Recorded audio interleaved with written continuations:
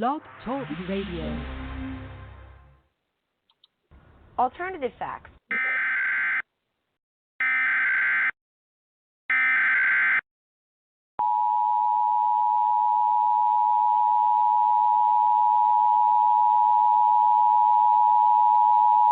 The following message is transmitted at the request of the United States government. At 12:07 a.m. Eastern Daylight Time, numerous unidentified objects of unknown intent and unknown origin were detected at high altitudes over multiple locations of Earth's outer space by the National Radio Astronomy Observatory, and these objects are presumed to be some form of controlled aircraft. It is not known if more of these aircraft will arrive, or if they will attempt entering Earth's atmosphere. United States citizens are encouraged to monitor local media outlets, as more updates will follow as information becomes available.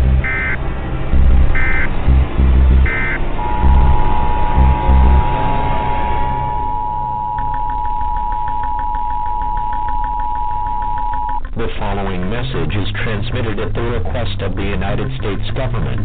Attacks by the undead have been reported in several states across the country. The dead are rising from their graves and are attacking the human race.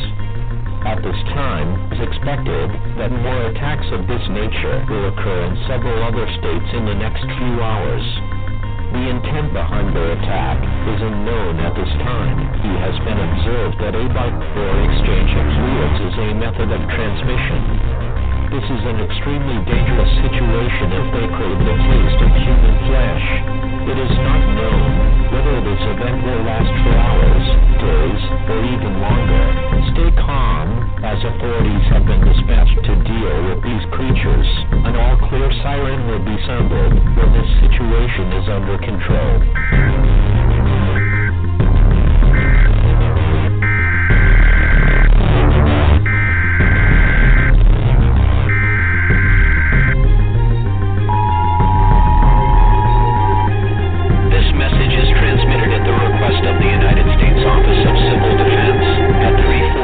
Pacific Standard Time, nor is detected a long-range nuclear missile launching. This missile is believed to be headed in the direction of all residents within a 400-mile radius of this area should seek a fallout shelter immediately.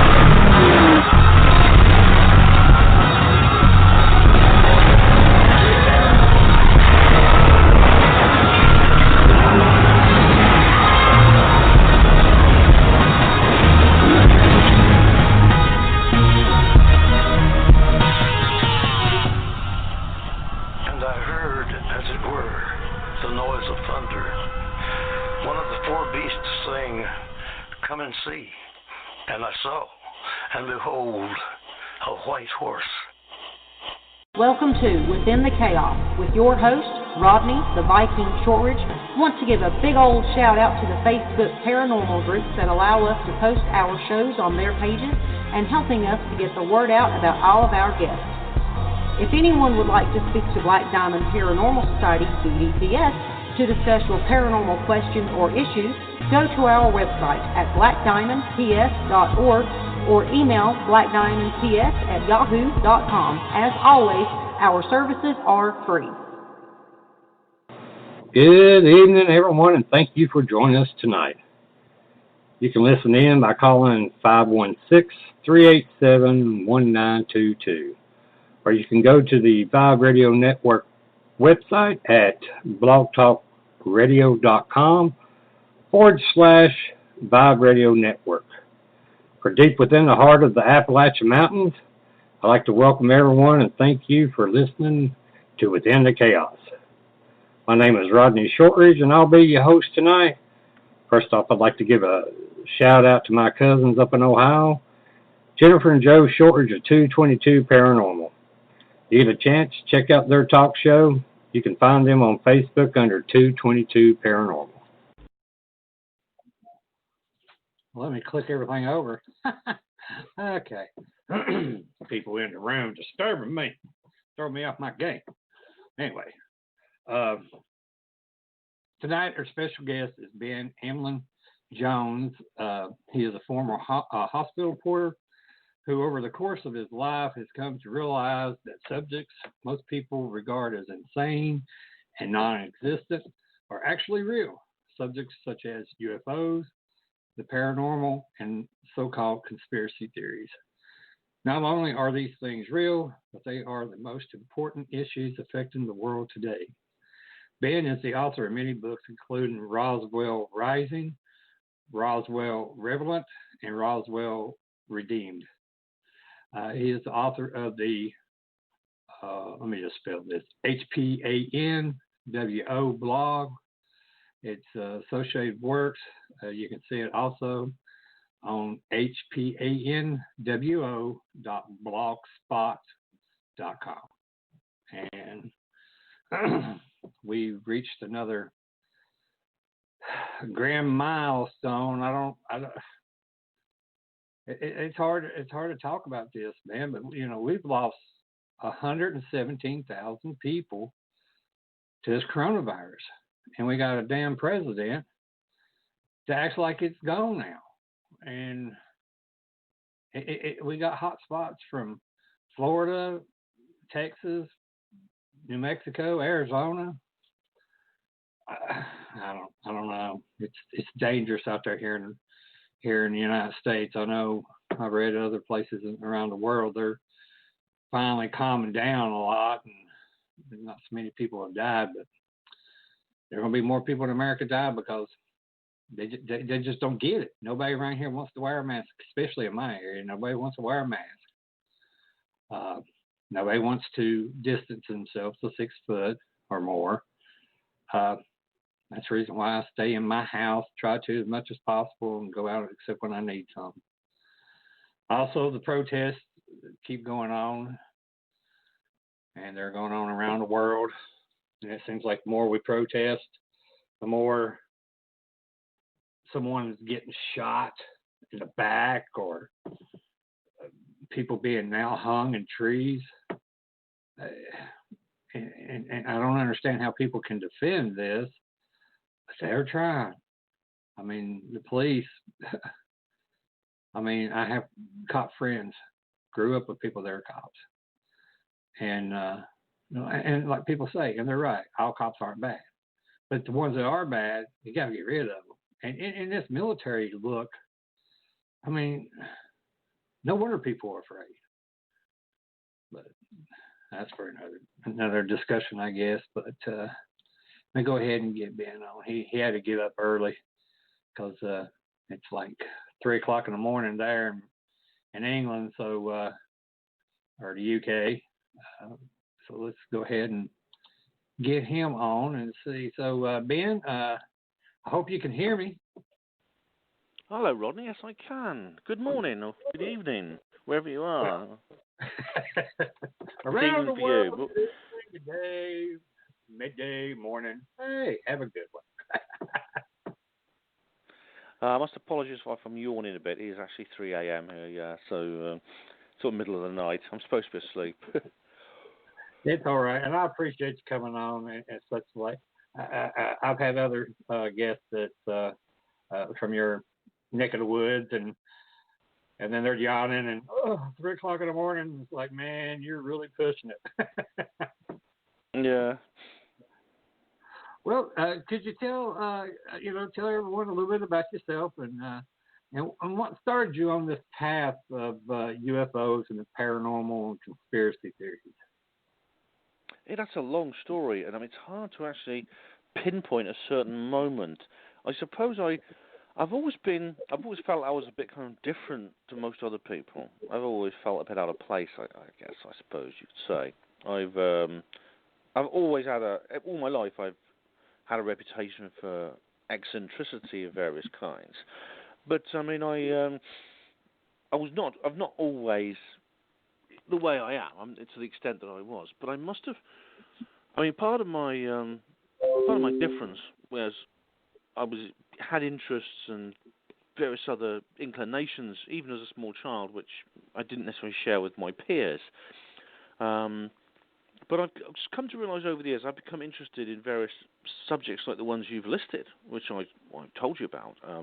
The UFO phenomenon, the paranormal, what's often called conspiracy theories, which is a bit of a derogatory term, I suppose, but it means like governments keeping things secret from the people. These things are, I think, laughed at by the majority of people I know. But they are, without a doubt, the most important subjects affecting the world today. And I think actually getting to grips with them, understanding them, has become a necessity. And so that's slowly but surely through the years as I matured, I became more aware of these things. And there was not one moment that I there was not a single moment when I could say I got woke up or red pilled or whatever the terminology people use. But there were certain milestones, certain incidents that happened over time were very influential on me. So, but there's no one moment. But HAPANWO, Hospital Porters Against the New World Order, I started that in 2006, and that was, I think that's what triggered me to do that was my daughter came home from school one day, and she told me that. This was in about a year early, 2005 or so. She told me that the school had said they wanted to take her fingerprints, and they had not asked our permission. I mean, it was mentioned briefly in the school magazine, which I kicked myself for not reading. She was 10 years old at the time, and I was furious about this, and I realised that I could no longer really be a passive consumer and silent thinker, but I had to become an activist within this field, which is why I started the blog, and the website sort of expanded from there. I started doing YouTube videos. I started my own radio show, the HAPANWO show. Like yourself, excuse me.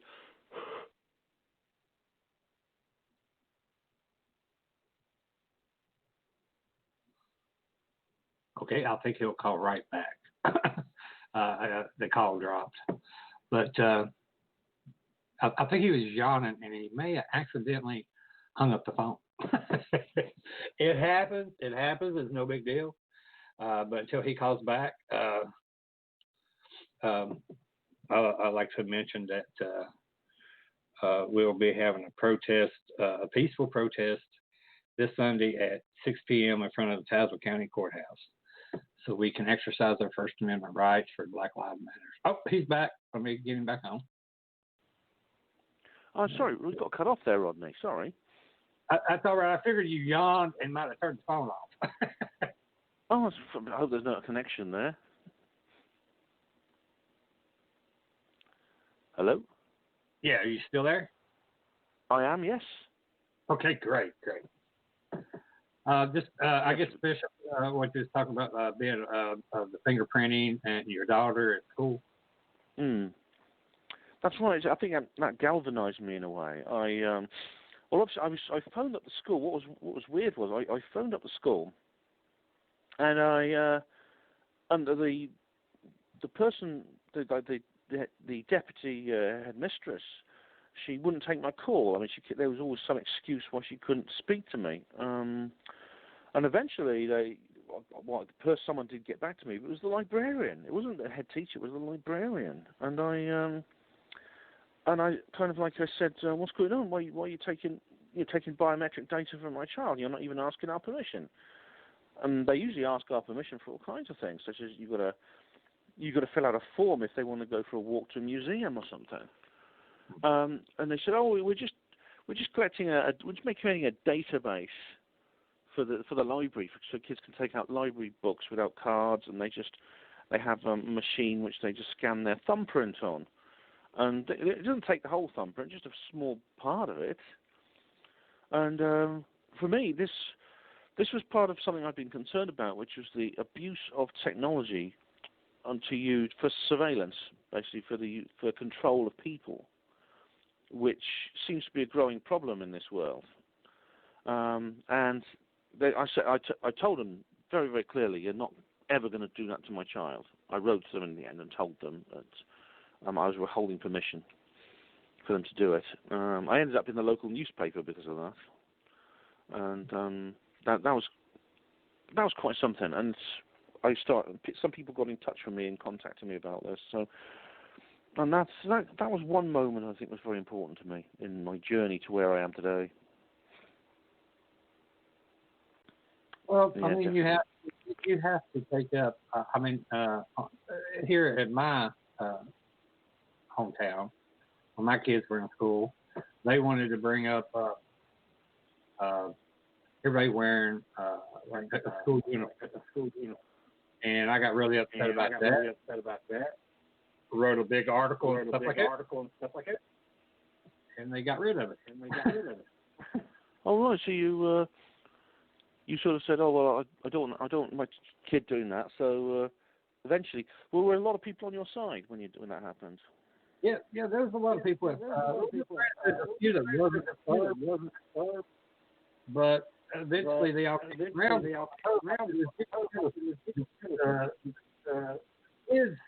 Is dressed all alike. Yeah. Teachers, the bus driver, custodians, and so forth would have to. They didn't like that. Oh. Yeah, it's difficult sometimes when these things happen because there's no obvious problem. Do you see what I mean? I mean, people. The librarian said, it's not. There's no harm in this. It's just that the children are. We're just creating. It's just a small database that won't be shared with anyone else and things like that. And my response was, well, that's just not the point. The point is that it's not just the creation of a database, which once created can be used for other things. I mean, if they're not asking our permission for anything, there's no contract involved, then how do we know what it's for? How do we know what it's going to be, where it can be expanded to? This is being done completely off their own decisions. And secondly, it gets children used to the practice of what I'd call the Big Brother state, the surveillance state, at the youngest age. At the youngest age, they're getting used to these kinds of practices, which could then, when they're older, they're more likely to go along with it. The book 1984 by George Orwell was like that. It made the point that the children were the ones that were in the worst state because they'd grown up in this Big Brother society, whereas Winston, the main character, he was a man in his 50s. He remembered the old world before the days of Big Brother. Well, there's a lot of that going on tonight. I know they started the fingerprint kids here about 10 years ago. Oh, Rodney, you're a bit indistinct. I didn't hear that. Could you repeat that, please? Yeah, they started out about 10 or 15 years ago here.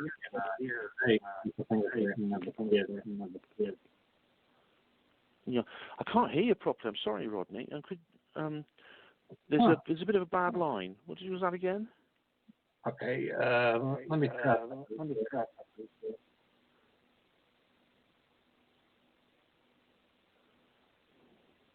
Okay, how's that? I can hear you. You said, how's that? I heard that, yeah. Okay. What I was saying was 15 years ago or so, they were fingerprint students here in the States.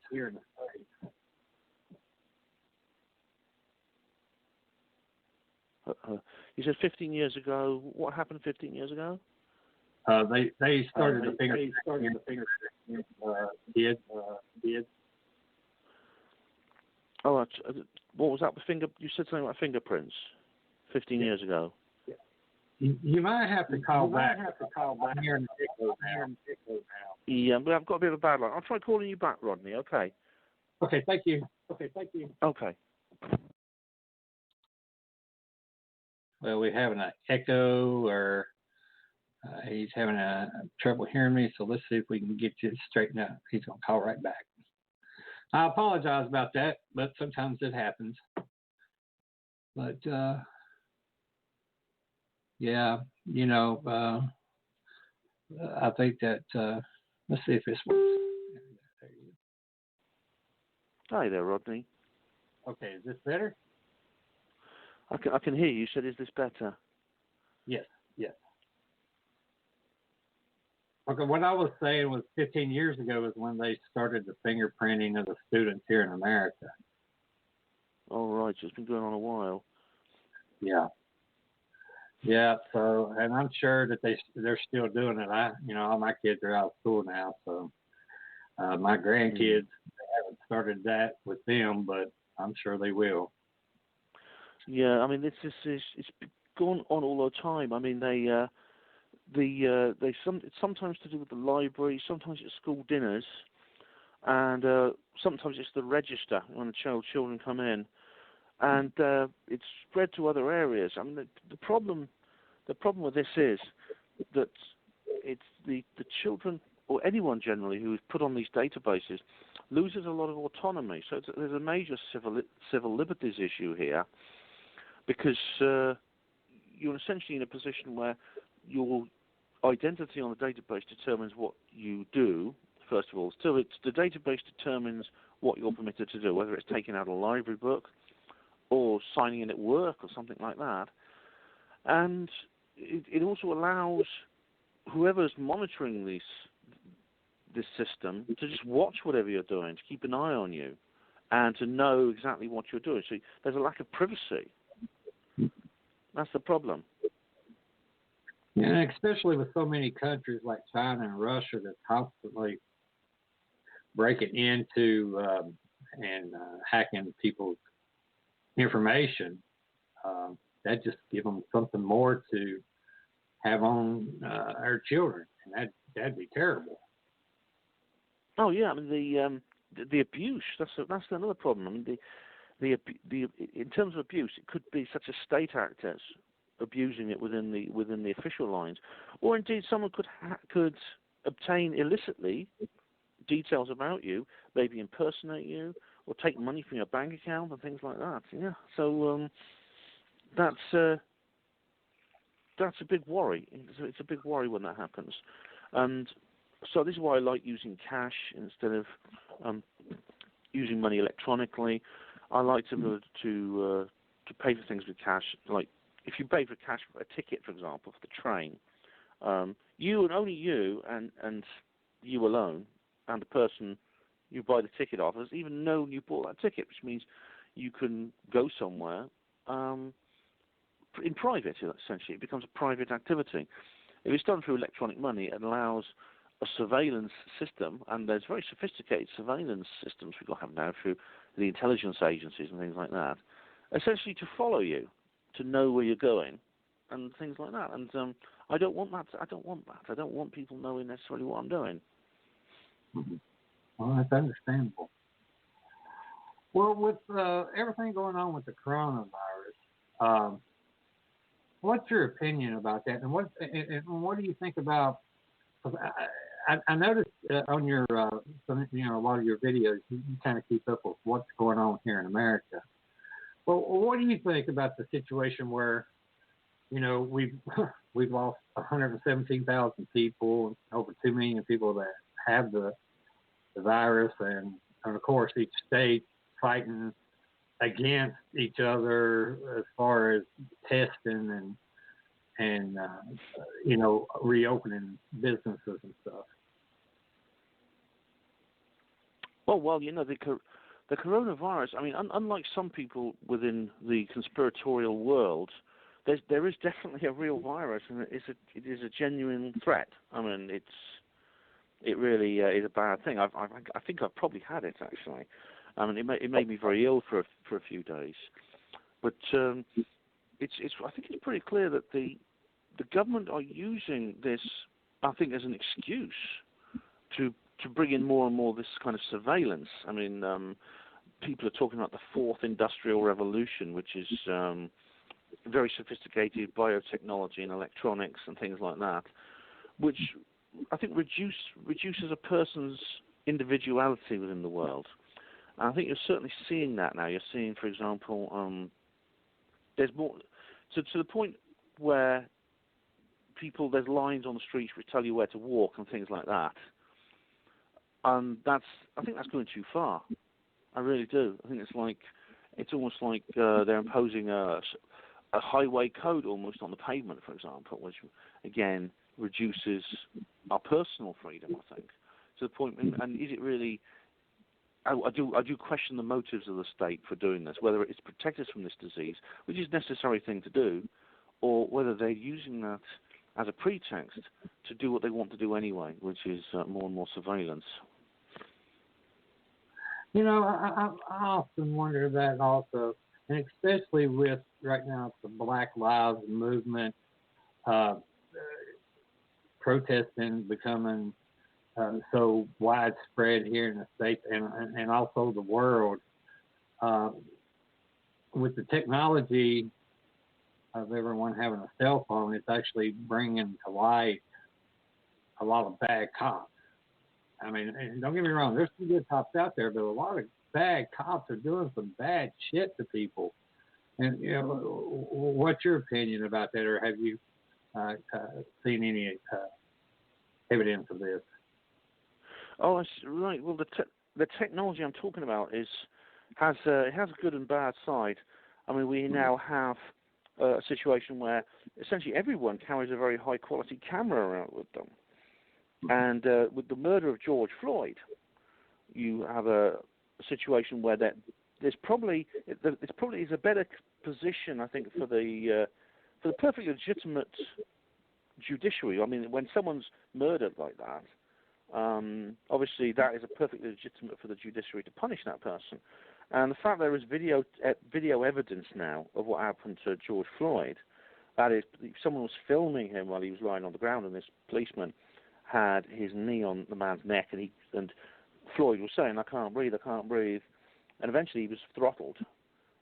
That's obviously if that hadn't been that film, it'd be more difficult from the point of view of the prosecution.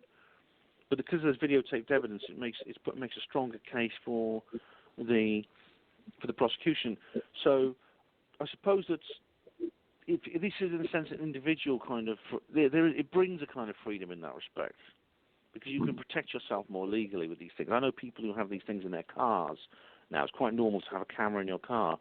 So this reduces the rather unpleasant practice of people staging accidents with you to claim insurance or to claim compensation, which used to be a major problem. What do you think with the 9/11 attacks here in New York and Pennsylvania? Do you think that helped speed up the technology to spy on everyone? Well, maybe not technology, but certainly legislation. I mean, the 9/11 attacks were certainly what David Icke calls a problem reaction solution, which means that a problem was there.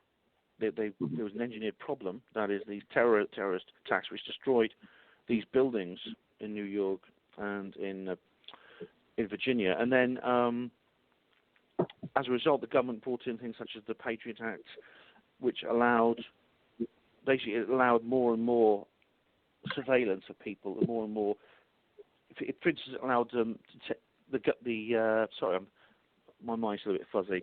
The people to be taken and held in captivity without charge necessarily. We have the same thing here in Britain. We have the Serious Organised Crimes Act here in Britain, which means you can be taken by the police and held for a long, long time. I think it's up to 20 days now, and they can apply for an extension, even if there's not enough evidence to charge you with something.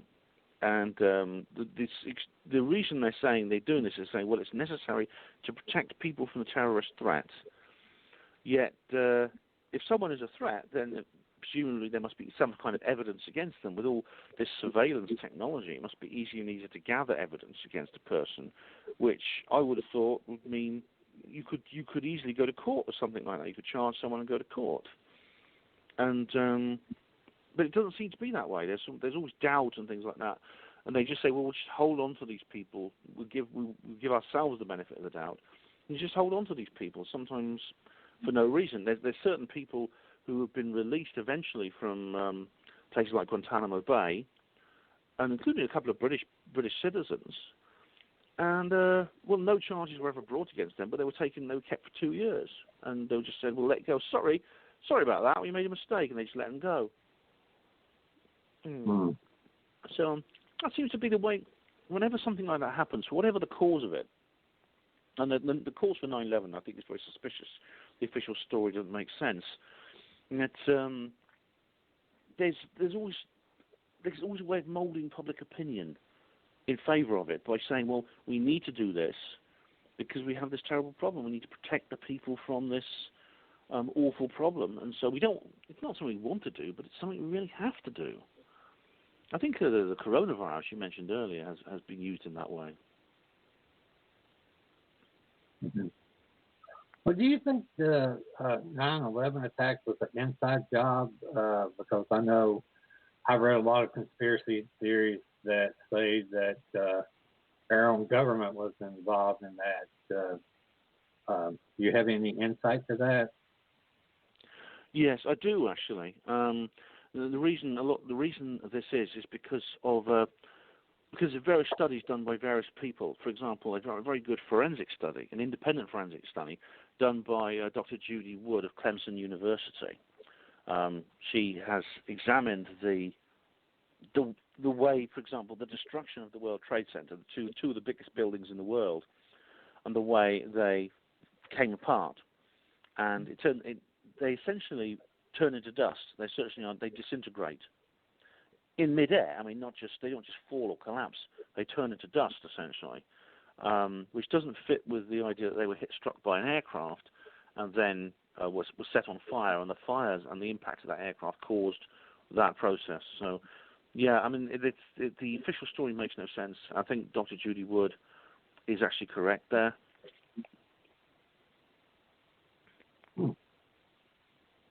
Well, what's your opinion about Facebook and Mark Zuckerberg letting extremists post whatever they want to on Facebook, and Facebook not really policing it, especially with Russia being involved in helping Trump become president in 2016. I know I've read and seen articles and videos that saying that they're doing it again, and probably even China is involved also for this election.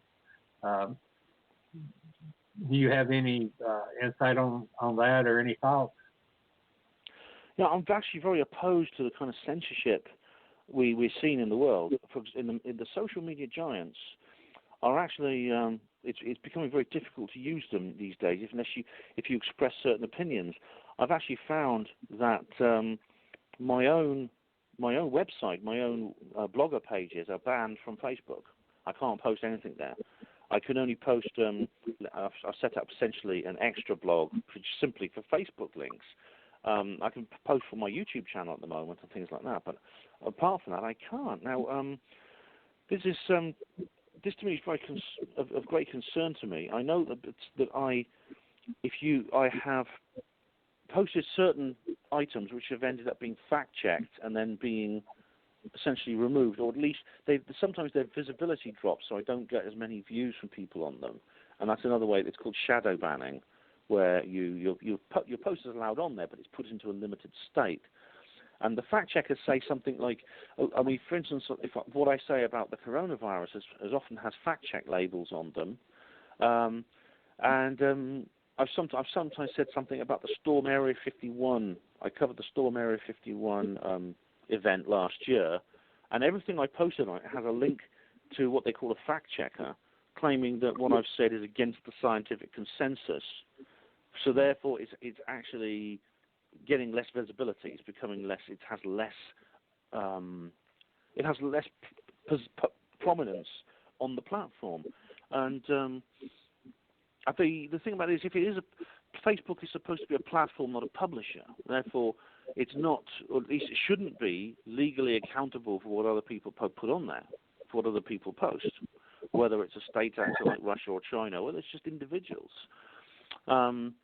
So what I'd like to, I mean, if someone says something I don't like, I can always just not look at it and just hit the dislike button. I mean, I know people who believe the Earth is flat.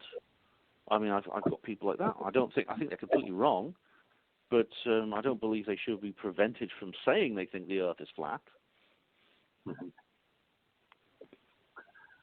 Well, what is your opinion about flat earthers? I mean, do you think there's some legitimacy there, or they're just wrong?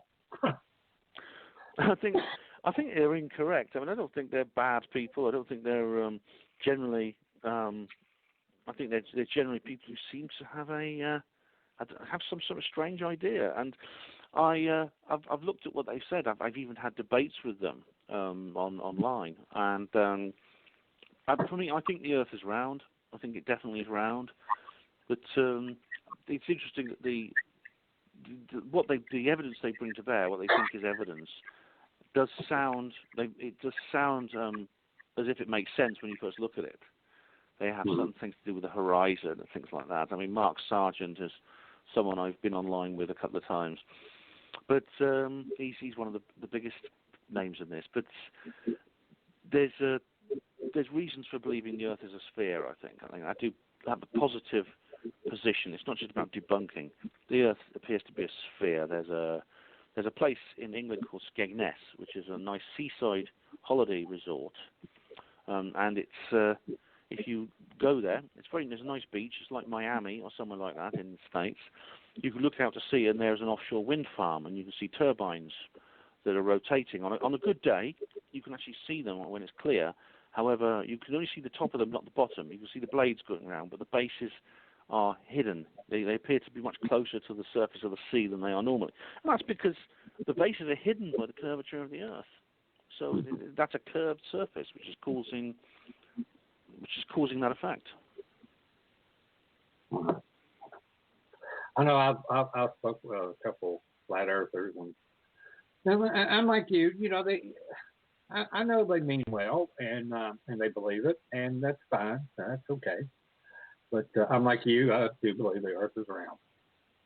Yeah. So, what is your opinion about? I'm sure you know about the statues that are being tore down, or especially of slave owners or slave traders. I know one was torn down of Christopher Columbus here in America. Yeah, that's right. Yeah. It's I've seen a lot of that. Yeah, I'm actually quite disturbed by it.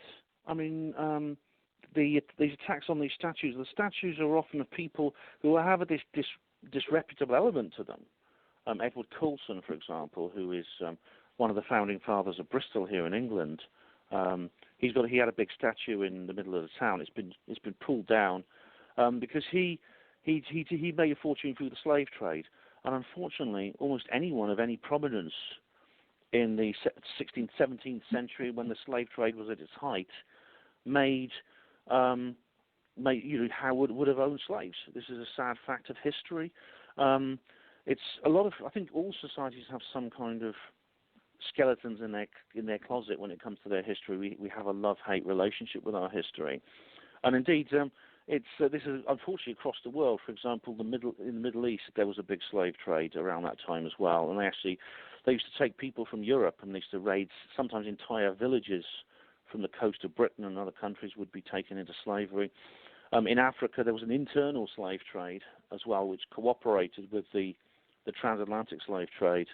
And it's terrible that it happened. I mean, we've moved on from this, I hope, in sort of ethical terms as a species, as a human race. And of course, it's upsetting that these things did happen in the past.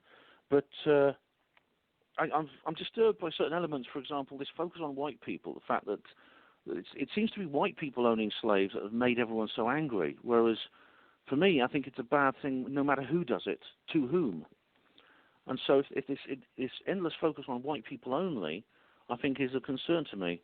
And also, I mean, if we're going to erase, history, if we start erasing things that are nasty in our past, and so people can't see them, and they can't look at them and examine them, then it's kind of, where does it end? I mean, you thinking about Coulson and his influence means that you might have to erase the entire city of Bristol, unfortunately, if you want to completely erase this connection with the slave trade in Bristol. I mean, the slave trade is the remnants of the slave trade are everywhere, unfortunately. It's in place names like there's Black Boy Lane in Bristol, which is called Black Boy Lane because there was a slave market there in the 17th century and things like that. The whole city was built on this, unfortunately. I'm glad we don't live in that time now. We don't live in a time where people can just be taken away and dragged away, although we can do it in different ways. So I hope this can be resolved at some point without this kind of year zero sort of situation where again, that's rather like 1984, Big Brother, where things are knocked down and replaced by the Ministry of Truth. Well, I agree. I'm kind of torn because, the South, especially with the Confederates, and me living in the South, I can see where black people have a problem with the Confederate flag and the statues we have up. They glorify these people that actually, left the Union and started this big war because of slavery. And so I can see their point, and I know that's been 150 years ago, but it's 400 years of slavery too that they had to deal with. So I understand where African Americans, black people, brown people, yellow people, I see where they are all here in America is so outraged by things that have happened in the past. I do think we do need to acknowledge it. And I know here it seems like we do more hiding of it than we acknowledge it. And I think if we acknowledge it more, it would be better for everyone. Yeah, I mean, obviously, if things are hidden and not talked about, then you have a problem, don't you? I mean, this is like the dark side of various societies, such as things that have happened in my country, for example. We have several instances where there was a lot of child abuse, and in fact, it's probably the worst. It's probably the worst thing about Britain, living in Britain at the moment, is the knowledge that child abuse is on an enormous scale. For example, the BBC, which is our state-owned broadcaster, several of its prominent stars were involved in child abuse, and this is kind of like something people don't want to discuss. They don't want to talk about it because it is so painful, because it's so upsetting, because we realise it was so immoral. And what's more, as with the Confederacy and the slave trade, it's something institutional. It's something that was codified into law within the BBC institution. The people like Jimmy Savile, who was one of the worst, was so far the worst person exposed. I'm sure there's much worse underneath that. There's this kind of like, it's pretty obvious that he had institutional collaboration to commit his crimes, because he worked at the BBC for 46 years and he was always doing this. He wouldn't have got away with it if management hadn't allowed him to. And it's painful to look at. We should not. We have to acknowledge that. We have to look at these things that happened, whatever they might be in our past, which we're upset about, and we have to talk about them and realise that they happened, and come to integrate the experience. I think, because I've got a feeling there's a lot more to come out in that respect, a massive amount more. We could end up seeing people weeping in the streets when the whole thing comes out, I think. Yeah, I mean, Wave America, and I agree. All the bad baggage we have from our history, it does need to come out in the light. We need to discuss it. The kids, or younger generation, I feel like they need to learn from their past mistakes and not to repeat them. And yeah, definitely. education, and to me, education is the only way to get over these desperate times. Mm. Well, I guess I'll switch gears here and we'll talk about some UFOs, where you wrote 3 books about Roswell and UFO phenomena. Can you tell us, why you wrote so much about Roswell? What is it that inspired you to write about that topic? The Roswell incident is something I consider one of the most important events that actually has happened for hundreds of years. And this is because we had a situation where an extraterrestrial artifact actually came to grief on the Earth's surface, a flying saucer, as it was called back then, came to grief on the Earth's surface and was salvaged secretly by the government. And the government then introduced a policy of cover-up. They denied that it happened. First, they said it was a weather balloon that had crashed, and it was all a big mistake. Then they changed their stories several times through the years. After 1978, when investigation began from the main witness, that was Jesse Marcel Sr. and the ufologist Stanton Friedman, there was a lot of investigation by individuals, and the government then came out with several cover stories to pretend this never happened. Now, you might think, well, this is an unusual thing that took place. But when I started looking into the Roswell incident, I realized that Roswell was just one of several incidents like this over time. There was more than one. Indeed, Roswell wasn't even the first.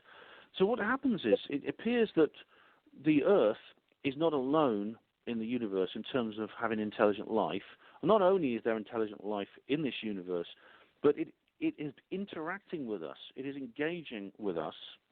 And we have a state which rules us, which doesn't want us to know that. And I started thinking to myself, well, why is that? Why is that happening? And then secondly, I thought, well, what would happen if that cover-up didn't happen? What would happen if there was no cover-up? And then I thought, because what makes the Roswell incident so important, Rodney, is that the cover-up almost failed at that point. There was actually a news story released saying that a flying disc had been captured. It had been found. And there was actually a news story that went all over the world. Now, that clearly was an aberration. That was not meant to happen. That was a situation where the secrecy almost came out. It was very quickly caught before it got too far and dragged back again into secrecy. But it's never gone away. And I thought to myself, well, if we were told the truth at that point, how would things be different in the world?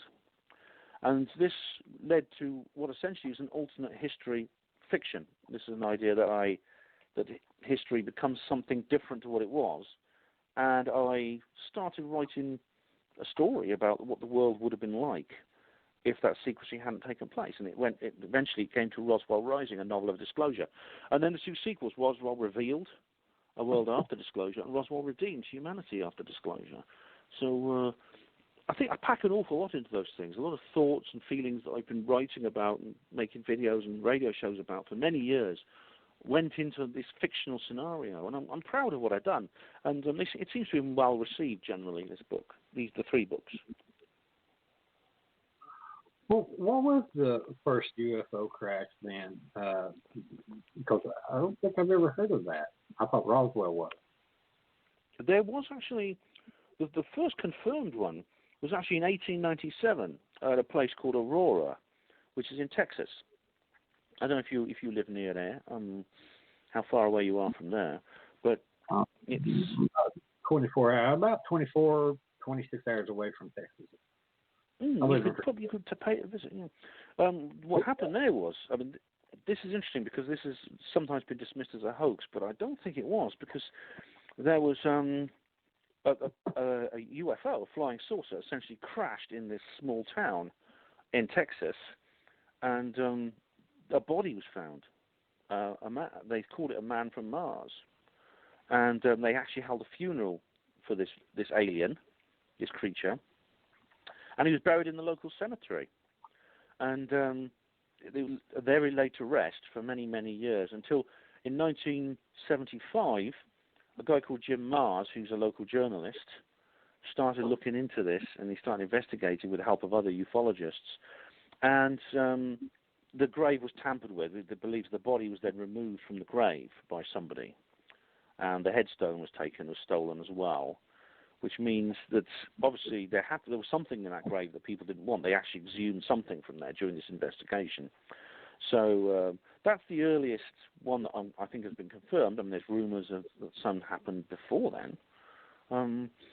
But this interaction with aliens goes back a long way. In fact, it goes back throughout history.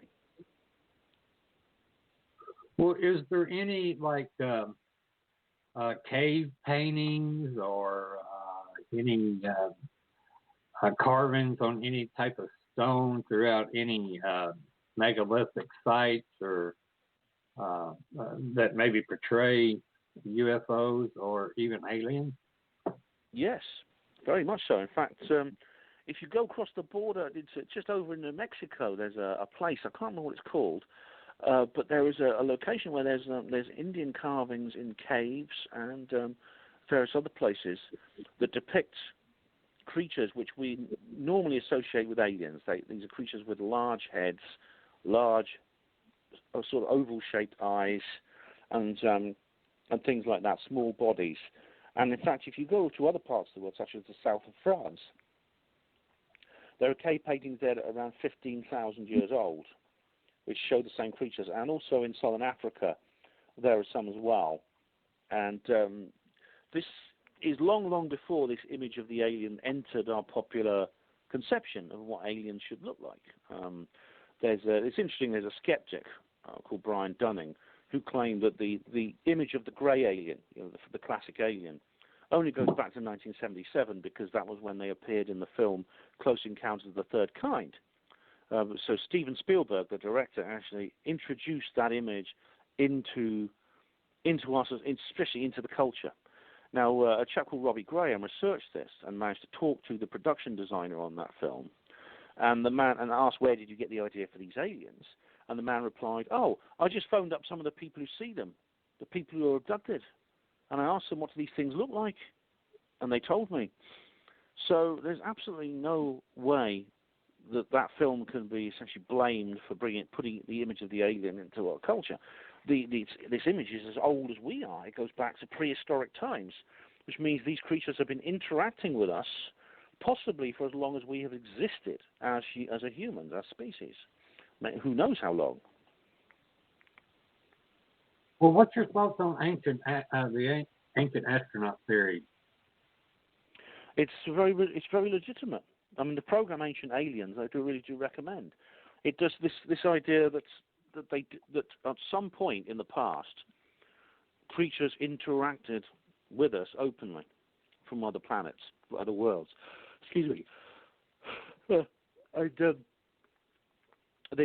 And the reason is, I mean, Eric von Daniken has done a lot of work on this. I mean, and I know he features in the Ancient Aliens program. But there are legends from around the world that talk of this phenomenon, and these are cultures from many different parts of the world, from ancient times, who had no contact with each other. They didn't interact with each other. There was no internet. There was no Facebook. They couldn't share ideas. So they developed these ideas independently in their own region of the world, and but somehow they've come up with the same story. And the question is, well, how is that possible? How do they come up with the same story and without exchanging ideas, unless there is some objective reality behind it? There has to be some kind of objective reality to this. So it's a very, very interesting program indeed, and worth watching. I think it's all true. Well, I've read that there've been two alien autopsy hoaxes. One, I think, here in America, and the other one was in Russia. Do you know anything about those, or if they were hoaxes? One was, I mean, I know there was one particular one which is the most famous one of all, which is actually British. It's a British one, although it became very popular in the States. that I think is a hoax. There was a chap called Ray Santilli, who came forward in the media saying that he had some film. Well, he said it was film, but he actually presented a videotape. He converted it to videotape, and he said he wouldn't let anyone see the original film, which was of the Roswell alien being autopsied. Now, that was exposed as a hoax, I believe. I know there are some people who don't agree with me. There's a friend of mine called Colin Wilford who believes that it's real, and we have endless arguments about that. Good-natured, but we have different ideas. Now, the one in Russia, if you're referring to the Yekaterinburg incident, that is where which happened in the 60s. I've not seen any evidence to suggest that's a hoax. I mean, this is controversial. A lot of people disagree with me, but I'm rather like Colin in that respect because from what I've seen, I think that's real. I've covered that on my channel recently. You may have seen the video I did of it. So that I think is true. In Yekaterinburg, near the city of Yekaterinburg, in 1969. It was called, in those days, it was called Sverdlovsk, the city, and this creature is known as the Sverdlovsk midget. There was a crash of a flying saucer-like craft, and a creature was taken from it. And well, there's two different films. There's a film which looks like some kind of saucer-shaped object buried in the ground, and secondly, there's a film of a creature being given a post-mortem in a laboratory by some pathologists. Now, we don't know if these two are necessarily connected to the same event, but they both exist. Now, the film, in this case, the films have been verified as correct. Unfortunately, getting further evidence is difficult because a lot of the artifacts were basically, there was a lot of secrecy in those days, because in those days it was the Soviet Union, which was a very secretive society, even by modern standards. And a lot of the witnesses haven't spoken out. So even though now the Soviet Union is gone, there's still a bit of a shadow hanging over this. So hopefully it will be resolved at some point. We'll have to wait and see. Okay. Well, what's your thoughts? You mentioned one in the... Sorry, Rodney. I'm sorry, go ahead. Okay, there was another one. This is less well known, but it is an American example here now. And this is what's known as the alien interview. Now, this is there's several. There's another thing called the alien interview, which is slightly different. But this is where a videotape came to light, which appears to show a living alien in a darkened room being filmed. And that, again, I think is real. I mean, the same investigation that was done into the British case, the Santilli hoax, was done on this, and the evidence that was unearthed in the case of the Santilli film has not emerged in this case, which leads me to believe it's never been disproved.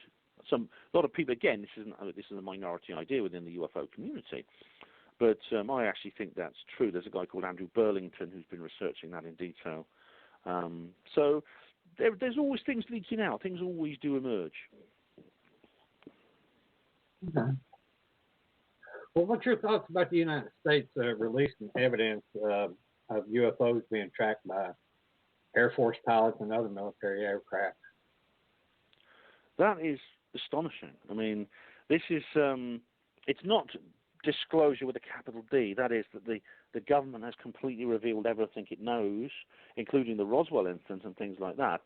But it proves that the U.S. government, at least, and I know there's other governments that have been doing this too, has an official investigation policy on the UFO phenomenon. This is after it denied very, very stringently in 2011 after a petition, or the White House petition was raised, and where they claimed that, well, the UFOs were investigators between 1947 and 1949 with Project Grudge, Project Sign, and Project Blue Book. But then there was, at the end of that, there was a congressional hearing which decided there's nothing really to see here, so they closed the entire case. And that was supposedly their policy.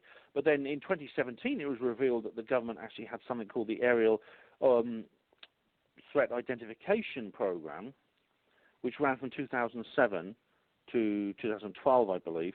And probably there's something else going on right now, because certainly there will be now, in which, as you just said, the U.S. Navy was actually has his aircraft and ships were interacted with by some kind of object which was filmed, and the film has been declassified now. It was originally leaked to Tom DeLonge, the rock star of Blink 142, but it's now official. It's now just out there, and I think your current president called it, "It's one hell of a video," and I think that's probably an understatement, because there's a lot more going on, which he must have been briefed about. So I don't know how far this is going to go, though, Rodney. I don't know how it'll go to the point where they're going to come clean on everything, because there's several reasons why that is a really, really difficult thing to do. But it's very encouraging. It represents a complete transformation in the way the UFO phenomenon is portrayed by the media, and I do wonder why that is. It's extraordinary. Has any other countries that you know of declassified any videos of them capturing any UFOs on video? Not to my knowledge, on that scale, of that kind. No, I don't know. I don't think so. I mean, there are several nations which have that have revealed that they have a UFO investigation program. Not least the UK, my own country, had an official UFO investigation project. It's called Secretariat AS2, and the man who headed that project, at least for a short time, a man called Nick Pope, has become quite famous. He's become quite a famous figure in the UFO world, indeed in the media generally. So there was an official investigation here in Britain for various kinds. I mean, indeed, it was actually revealed that there was a UFO research committee which ran from 1942 to 1952 and was chaired by Winston Churchill, who actually was the Prime Minister for a lot of that time. And this meant they were taking this sort of thing very seriously. I mean, there's some private letters from Winston Churchill indicating he was actually quite worried by this, and he was very concerned about the effect it would have on the public, which is quite remarkable when you consider that the British public actually dealt with a lot of hardships in those times very, very stoically, with a lot of bravery and with a lot of pragmatism. For example, rationing, the Blitz, which is where we were actually bombed. We were literally bombed from the sky, and U-boats and things like that during the war. So he took this extraordinarily seriously. It certainly wasn't the frivolity that it was actually originally portrayed as, because there was this thing called official ridicule and denial, which was a policy introduced by the new CIA in 1947, which you see everywhere in the media until December 2017, when all that changed. After 70 years, that changed. So, and I think France had I think it's called Cometa in France. This is basically a government agency which was employed which was used in tracking flying saucers. And I believe in Italy they had one even earlier, which was during the Mussolini era. There was also a project to investigate UFOs, including a couple of aerial interceptions and things like that. Well, do you think it might be the reason why Churchill didn't say anything is maybe because of the religious ramifications, that if people around the world was to find out that we're not that special, that there's other intelligent life around us or somewhere in the universe, that may hurt their faith? Yeah, it's possible. I mean, indeed, there's another document, this was an American one this time, which was actually published later in 1959, which indicates exactly that. This was published by the Brookings Institute, which is a political think tank in your country, which basically was an advice to NASA. It actually wrote a report for NASA, and I believe they contacted the Russians as well about this, which said that if it turned out that there was intelligent life, they even mentioned specifically even the remains of intelligent life in the past in space during the space exploration program, that these things should not be shouted from the rooftops because of the effect it would have on society. And they did mention the church. They said, well, what effect will this have on the church? And I mean, in Britain, we're a much more secular nation than I think you are in the States. and in the States, fewer people are religious in Britain than are in the States. So possibly that was a feature of it. But it's true. What would people actually say about if it discovers? What would it mean for, say, God's message in the Bible? Is there anything in the UFO phenomenon that contradicts the teachings of the Church? For example, the Gospels and the Old Testament and things like that. That's the question they were asking. I mean, there are actually people who are Christians who believe in UFOs, and they can reconcile this quite happily with their faith. And indeed, in other religions such as Islam, they have the concept of the jinn. The jinn are essentially like the aliens. They occupy they are non-human intelligences that occupy a parallel world, but they enter into our world in the same way that aliens do. And this concept goes back well into the past in the mythology of the Middle East. So whether it's true or not, whether it would have a major effect on religions, I don't know. But obviously, some very important people thought it would. But there are social ramifications as well, because it would make us, I think, perhaps possibly, if we knew our true place in the universe. And I think this is the reason for one of the major reasons for this cover-up.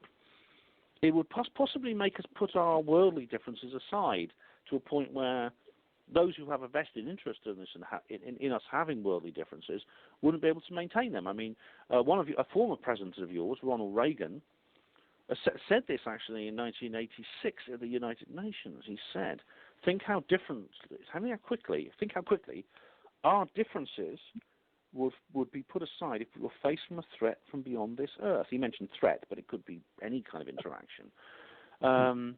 So I think that is another major factor in our relationship between ourselves, the state, and the UFOs. Mm-hmm. I agree. Well, what's your opinion about crop circles and how they fit into ufology? They are distinctly linked to the UFO phenomenon. The crop circles, for example, ever since the crop circles entered the popular opinion, they have been often coincided with UFO sightings.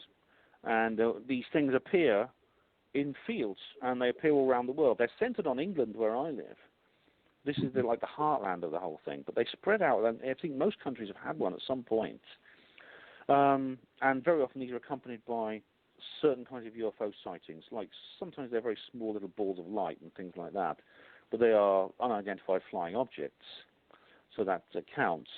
Now, there are some, obviously, that are made by human hands. It's become a form of, it's become a form of landscape art almost. But there's still a genuine phenomenon within that, which can't be explained, I think, by human hands. So, yeah, it's something I'm very interested in. I mean, you've had a few very good ones in the States, actually. You don't have like the crop circle culture over there that we have over here in England, but there's definitely a mystery, genuine mystery behind it. And crop circles have been going on in your country, back ever since the 1500s or later? Yes, they go back a lot further than people think, and there's actually an image of a crop circle which actually dates back, I think, to the 1650s, of the mowing devil of Hertfordshire. This was when one appeared in a field and was blamed on the devil, because people in those days tended to blame everything weird like that on the devil. But there's some reports that go back. There's some reports from the Netherlands that go back even further, and the world's first crop circle photograph we know of was actually taken by the Royal Air Force in 1932. I didn't know that. Wow. Yeah, they're older than people think. Definitely. Been around a while. And they appear in other things as well, Rodney. Not just, they appear in grass, they appear in snow, they appear in sand. I mean, Australia, for example, it's about the only country in the world that's never had a crop circle, to my knowledge. But they have sand circles that just appear in sand. That's truly amazing. That is, yeah. I know I've looked at many photos and the shapes and for someone to tell me that a person or a group of people did that overnight with a 2x4 and some rope, yeah, not buying that one. I know. I mean, we had a snow circle here in England, actually, 2 years ago. A snow circle appeared in a field. And what's remarkable about it, there was only one set of footprints leading to the circle, and this was a guy who'd gone to look at it. So he shouldn't have done that, really. He should have just, because if they'd been, of course, he said he had nothing to do with making it, and it turns out he's quite plausible. But he should have just left it alone. But I mean, if he just went to look at it, and meant that this thing appeared in snow in a field in England. This was like in the winter when there was no crops, and it was a beautiful pattern. Yet if there's no footprints, how could it possibly be explained by people if there were no footprints? No kidding. Wow. Well, what's your thoughts about the Skinwalker Ranch that is out in Nevada? It's kind of got the paranormal, UFO, and crypto going on. Have you? It is, yeah. Have you done studying or research on it? Yeah, I read the original book, which came out about this. Now I know there's a new TV series which I've not had a chance to watch yet, but there was a new TV series that has come out about this particular phenomenon, and it's really very interesting because you said it yourself that this is not just a UFO event. This is a UFO that involves UFOs, but it ties in with other strange things as well happening too. For example, you mentioned cryptids. Now you've got strange creatures appearing at certain points. There's like Bigfoot-like creatures and strange humanoid shapes, but also a kind of like there's dogs that suddenly appear out of nowhere, and things like that. And one of the most remarkable stories of the Skinwalker Ranch is that this strange tunnel appears in thin air, and this creature appears to be coming down the tunnel. It's almost like this is like a portal.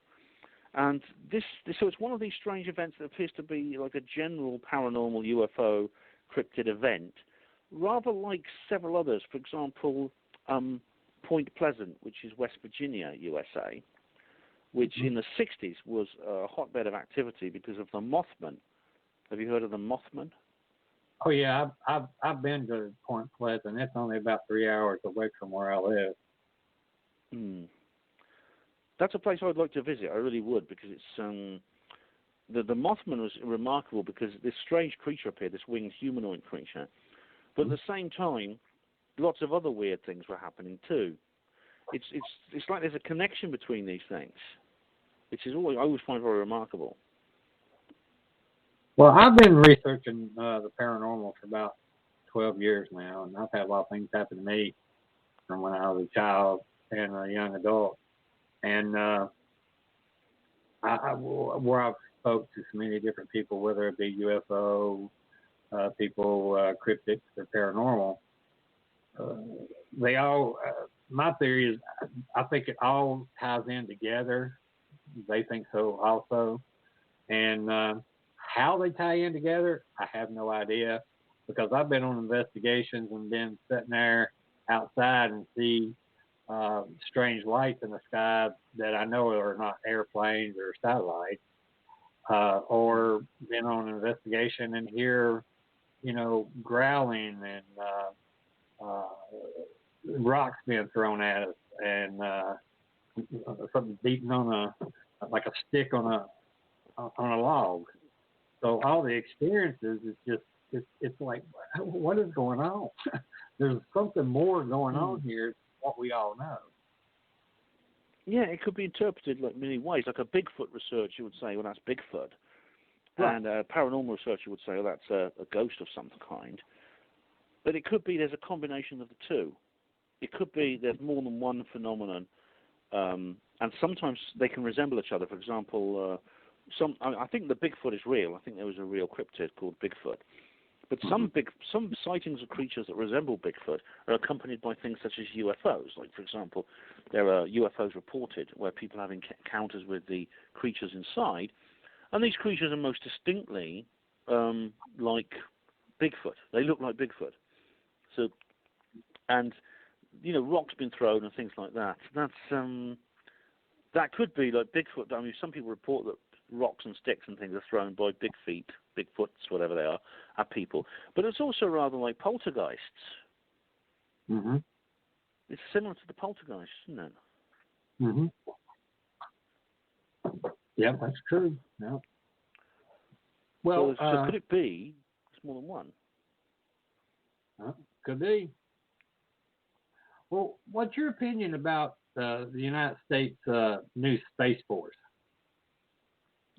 Right, that's very odd, isn't it? Yeah, that's something that appeared almost out of nowhere.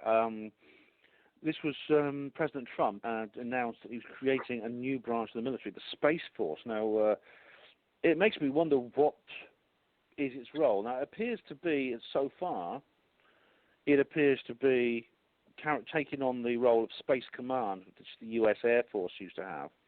And in the sense of it's essentially just simply a rubber stamping situation, administrative change, just creating a new department. And so the Space Force has been launching satellites, which obviously some of those are surveillance satellites, like intelligence gathering satellites. But the fact that this has happened makes me wonder whether this has the connection to the ATIP footage. The fact that this came out at the same time, or more or less at the same time this plan was made, during the Trump administration, to have a different attitude towards space generally, and possibly things that are out there. Now, could it be that they have some more secrets that they're going to maybe reveal at some point, or are going to come out, they're going to leak out, to do with possibly what's known as the secret space program? I don't know if you've heard of the secret space program, but it involves the fact that there are craft that have been designed which are very different to the rockets you see NASA flying.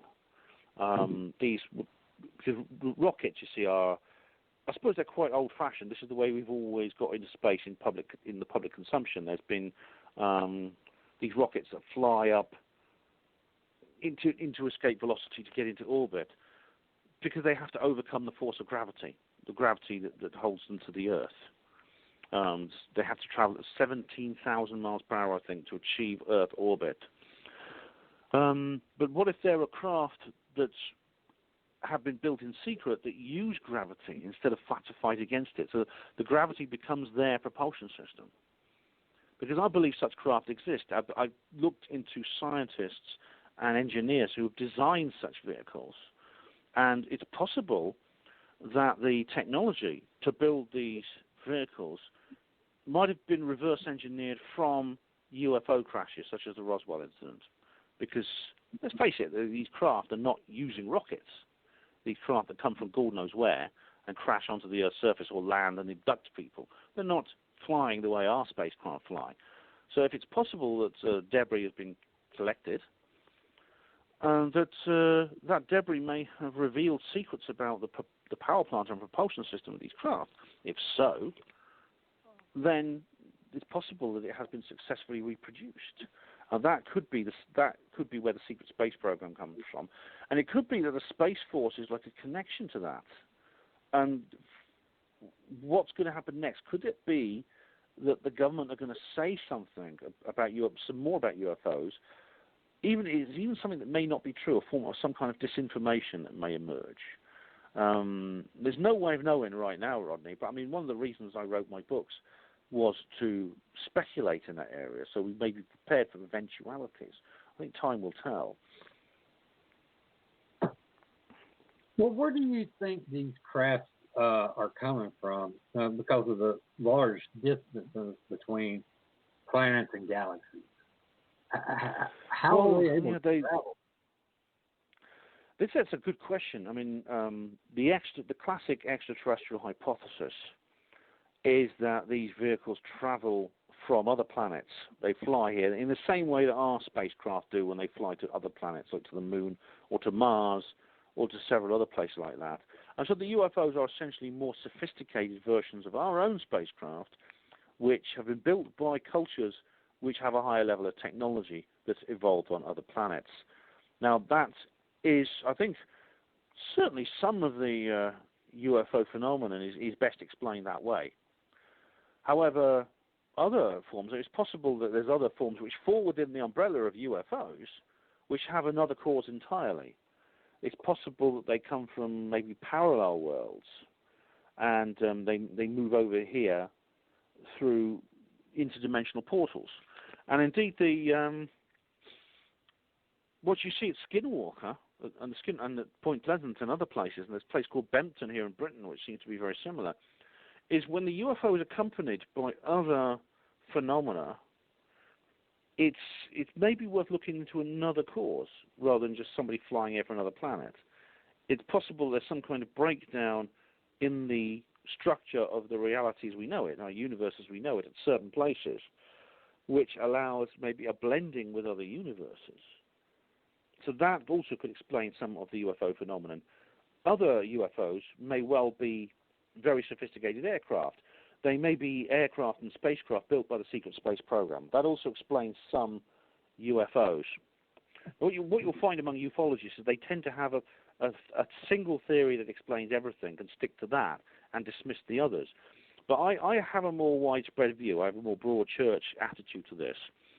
I think it's possibly that they're all right. That all these people are right, and that these different theories are not mutually exclusive. So we're looking at all maybe different phenomena which we've categorized generically as UFOs. So that's the answer to that. The answer is they may be many things. That's the question. Well, have you personally seen a UFO? And if so, can you explain what you saw and what that experience was like? About a dozen times I've seen things in the sky I cannot explain. About a dozen times, probably. There are 3 incidents I think defy explanation, which means that I saw them closely enough that if they had been an identifiable object, I would have been able to recognize them. And one of them, I think the best one, was a daylight sighting I had in 2008, where I saw a spherical object, a bright white spherical object, like a golf ball hanging in the sky. And I thought it might be a balloon. I looked up and I thought that's a balloon. But then it was a windy day and this thing wasn't moving. It was just static, standing still in the sky. And I thought, that's strange. What's that? And so I just looked at it for a while. I didn't take any photographs of it. I just looked at it and eventually went behind a cloud. So it must have been quite some distance away because it went behind a cloud that was, like, the elevation was about 30 degrees or so it's quite some distance away. And it just popped away, and then the cloud moved over and it had gone. And I thought, that's remarkable. And by then I had an interest in UFOs, obviously, so I wrote about it and I covered it on Hapanwo. But I've got no idea what that was. I did investigate. I did ring the newspapers and I looked for various other explanations, and I couldn't find one. So that's a mystery to this day. Well, have you heard the noises that people have been hearing and recording all across the planet? Sounds like big, like huge mechanical sounds or horns or stuff like that. Do you think that may be part of the UFO phenomenon? I don't know. I know that there's been these things have been heard by people. There's recordings which sound like you say. It's like a big foghorn or something in the sky. Except this is not on the coast. This is often inland. But you can hear what sounds like a foghorn going off, and they come from the sky and there's no explanation. Skyquakes, they're sometimes called. Now, I've not experienced that myself. I've never experienced that. What causes them is it's hard to know. It's hard to know. This could be something related to the secret space program. It could be some kind of natural phenomenon, maybe caused by activity from the sun interacting with the Earth's atmosphere. Or it could be cosmic rays, something to do with cosmic rays, or the Earth's own magnetic field. Or it could have a UFO explanation.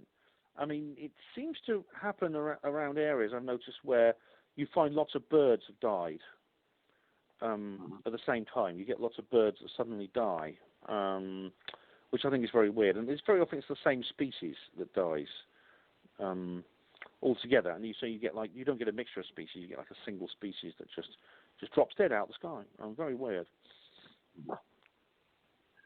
Well, what's your thoughts on animal mutilations? Do you think that those are possibly alien related?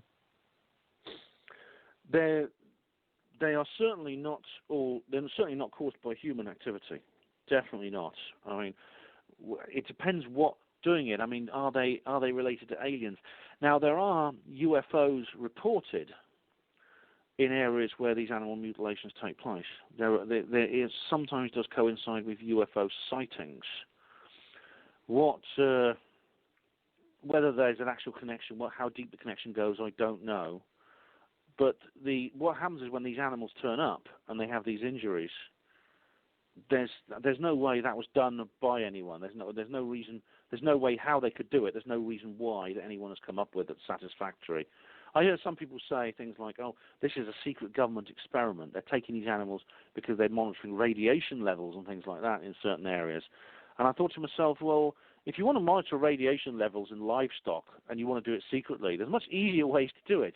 You can actually do that without leaving these strangely mutilated dead bodies lying around everywhere. Indeed, governments have done this. After the underground nuclear explosions, governments did do quietly measure radiation levels in farm animals. But the way they did it was they just simply bought these animals through the usual channels, through farmers markets and things like that, and they took them to laboratories. It's much easier and cheaper to do that than to send some kind of helicopter to pick them up in the middle of a field and then put them back afterwards so that everyone can see what you're doing.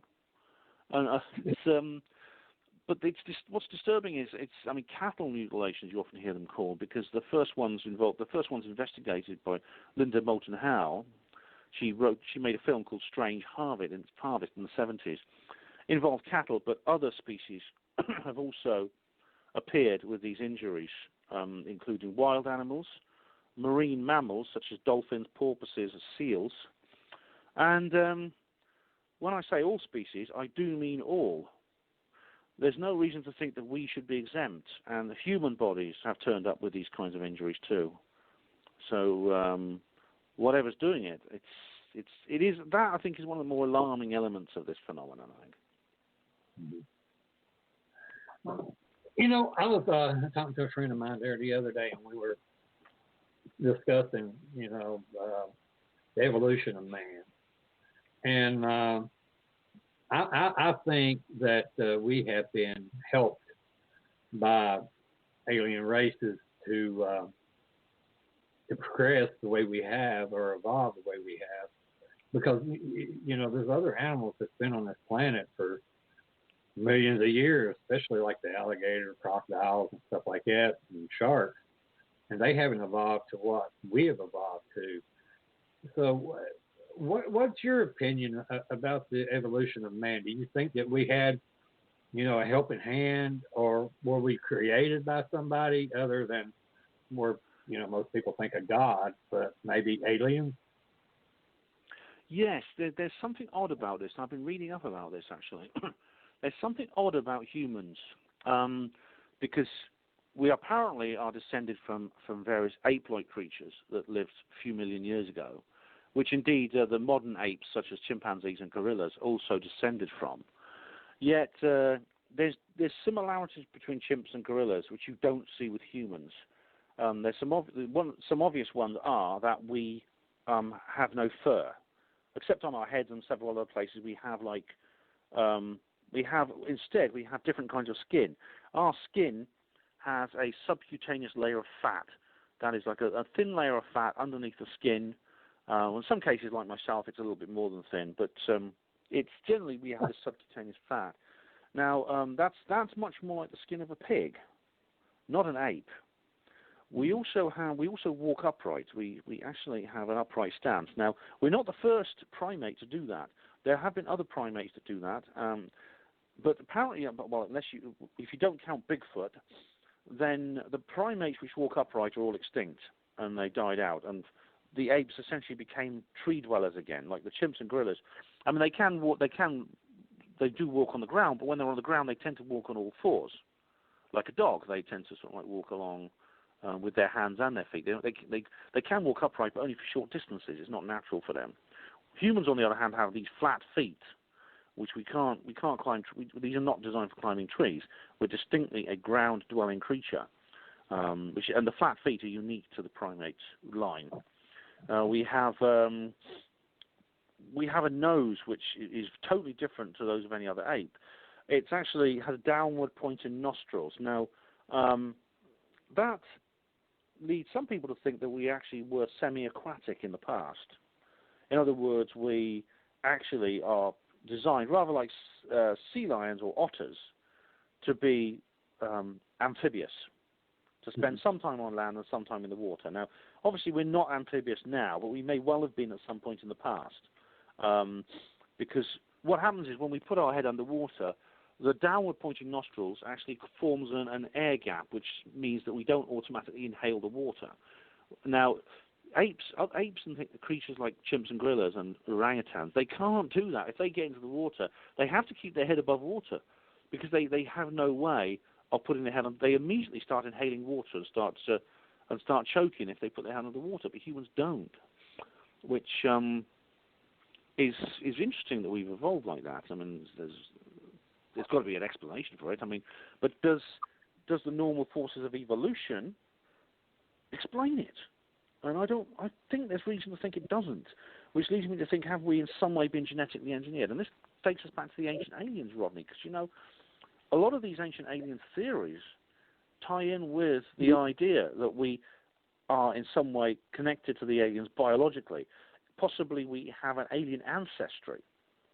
Do you know there's that line, I think it's Genesis chapter 12, where it says the sons of God came down to earth, saw the daughters of men, saw that they were fair, and took of them many wives, who gave them many heirs, who became the wise men of renown. That's interesting from the book of Genesis. So what that means is basically you're talking about creatures from the sky coming down and interbreeding with humans. And that's not the only one. There are many, many other legends all over the world, again, through non-connected cultures, who talk about the same thing. So that ties in with the ancient aliens quite well, and I think there's some validity to that, Yeah, I do too. Especially when you see across the world so many different cultures that supposedly didn't interact with each other, still had building techniques that were similar to each other. How's that possible? Yeah. Yes, that's interesting as well. You have distinct similarities between, for example, the pre-Columbian American city-states of the Mayan and the Aztecs. And you see the similar things in China and indeed in ancient Egypt. So, now, I mean, I'm open to the possibility there may have been some communications in prehistoric times between these cultures. Yet, I think the prevalence of these things doesn't explain that completely. It does refer to possibly an extraterrestrial source, something beyond humanity and beyond the Earth that has influenced us. You see, we mentioned the ancient carvings and ancient paintings of aliens, which are very old, much older than Egypt or the Aztecs. It goes back thousands and thousands of years. Mm-hmm. Well, what's your opinion about what the Bible describes in Ezekiel? Do you think that was a UFO that he's seen that was in the sky? Yeah, some people have called the book of Ezekiel the first ever UFO report. Mm-hmm. And indeed, if you read it through modern eyes, it's pretty obvious that what Ezekiel saw, he describes a chariot with fire, and there were spinning wheels and things like that. And he had what essentially was a mystical experience as a result of this encounter, which inspired this story. That, to me, sounds very much like someone like Billy Meyer or George Adamski or these other people who encounter these aliens in flying saucers sometimes, which inspires them to sort of go out to have new ideas and to publicize those new ideas. So, yeah, very interesting bit of the Bible, that. Mm-hmm. Well, do you know of any researchers that have found any Martian or alien fossils anywhere in the world that might be, closed-lipped, or their country kind of keeping a tap down on it?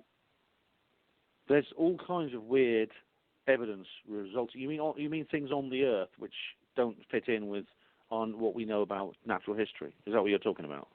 Yes, sir. Yes, sir. Yeah, there are many, many strange things that have been found. Now, one of the most common, it may not be an extraterrestrial issue, but there are giants, very, very large humanoid beings that have been found, and very often the bones have been found of these creatures.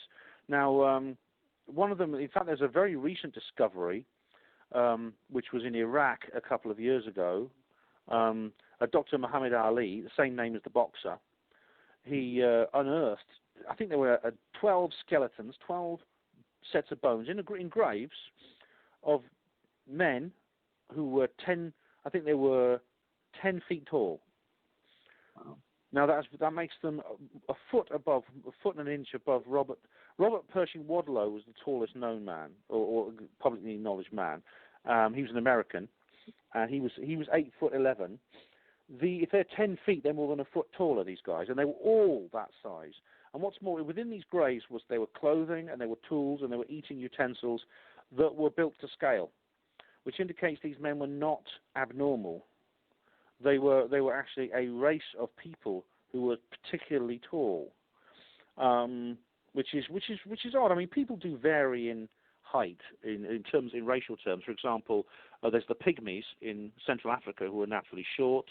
The South Sea Islanders who are naturally very tall. But these were exceptional. I mean, 10 feet tall is huge. When you think of the average man is about 5'10" or so, these creatures were twice that height, and it was particularly completely normal. What's more, this happens in other places. There are skulls at the Smithsonian in Washington D.C., and you can distinctly see there are of people. They were human-looking skulls. They look normal humans, but they were exceptionally large size. They're more than twice the size of a normal human skull. And what's more, there are legends from various places around the world, including Nevada, USA, which talk of these beings. Like the Indian tribes of the Wild West said that they were regularly interacted with large giant people. And what's more, these giants used to sometimes hunt down normal-sized humans and kill them for food.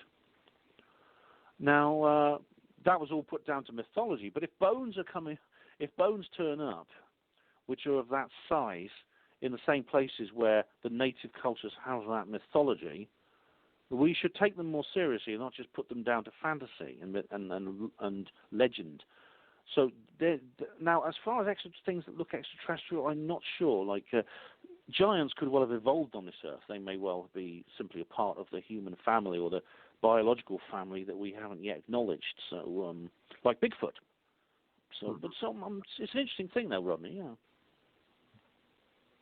Well, if you could meet with an alien, what would be the first question you would ask it? Oh my God! If I met, what would the first question I would ask? Mm-hmm. I don't know. I mean,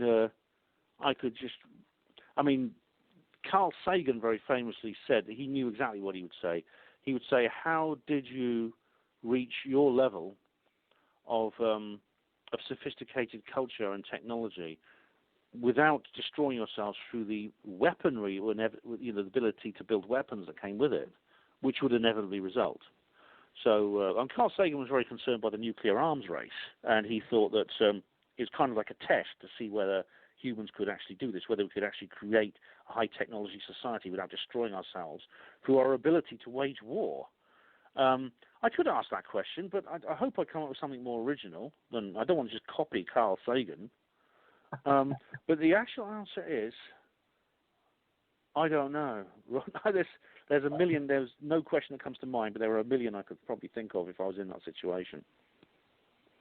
I would probably not be able to say anything. I'd just be still to, hello? Maybe hello? That's not a question. I think one of the things. I thought of something I could say. I think one of the things I would ask is, why don't you show yourselves? Why do you keep yourself secret? So, in a sense, collaborating, whether it's deliberately or not, with our own government's agenda to keep you secret. Why do you go along with it? That I think would be one of the first questions that would come to mind. That's a great question, and I'd still be standing there going, I know. I think it's something that's pretty. I think that's pretty. For 4:30 in the morning, I think that's pretty profound what I just said.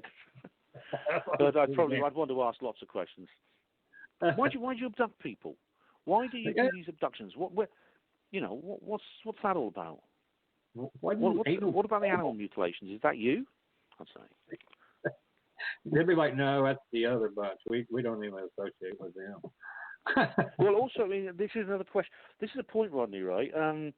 When you say asking an alien, which one? I mean, there are so many different kinds. I mean, there's a taxonomy of these things, and people report seeing these beings, these are biological beings associated with UFOs. There are many, many different species.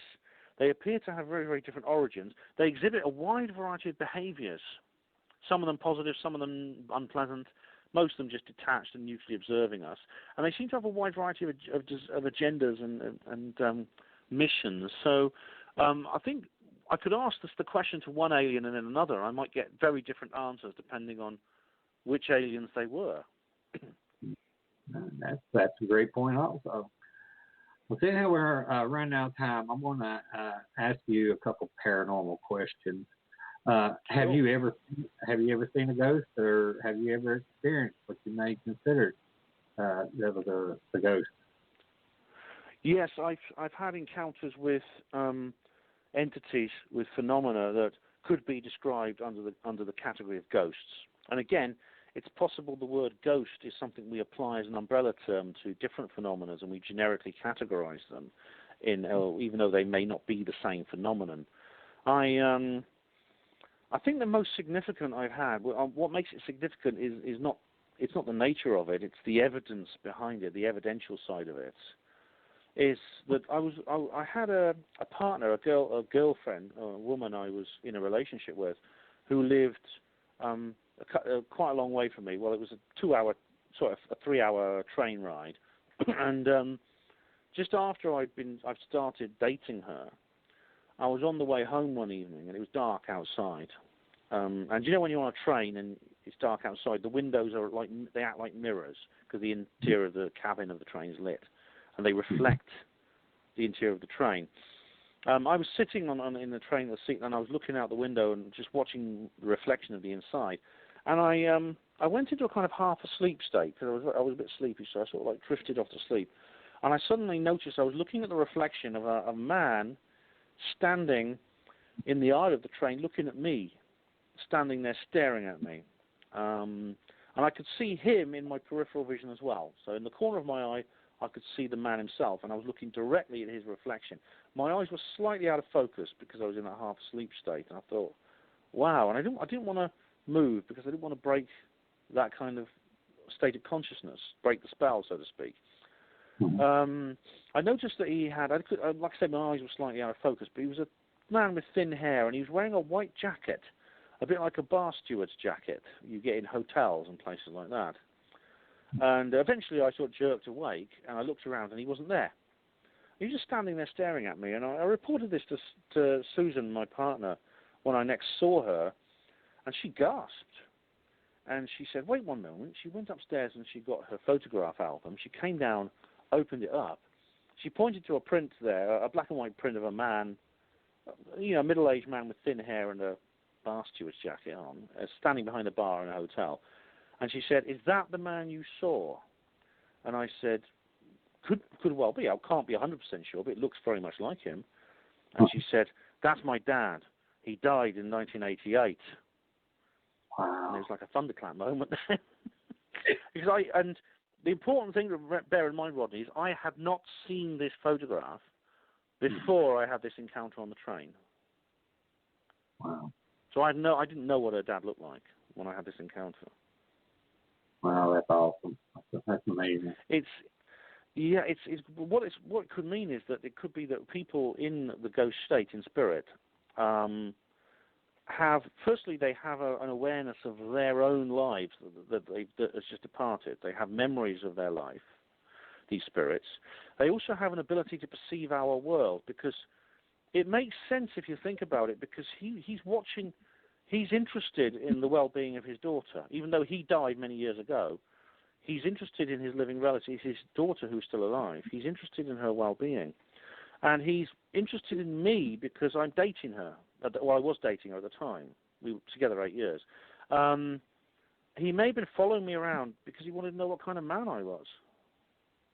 Because he was concerned for his daughter. As any father would be. I mean, I'm the same when my daughter gets a boyfriend. I want to know, what's he like? Is he a good guy? Is he going to treat her well? Even after death, to be like, you better be good to my little girl. I hope I lived up to his expectations. Well, it's just like... I'm sorry, go ahead. I was going to say, I had another very strange incident once. This was much earlier. This was in 1996. I woke up very suddenly from a deep sleep, and I woke up suddenly. I looked, and it was like the early morning, and I could just about see, and I suddenly realised there was a young boy kneeling on the floor of my bedroom.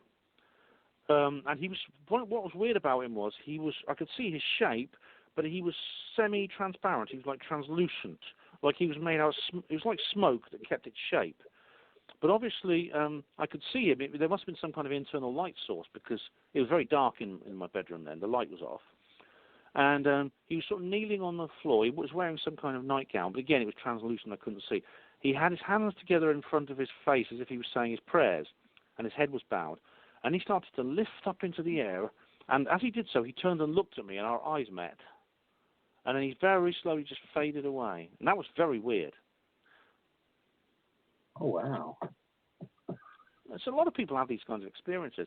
And sometimes they'll only open out to you and tell you when they realize you're a similar kind of person, and you'll like listen to them and not laugh at them.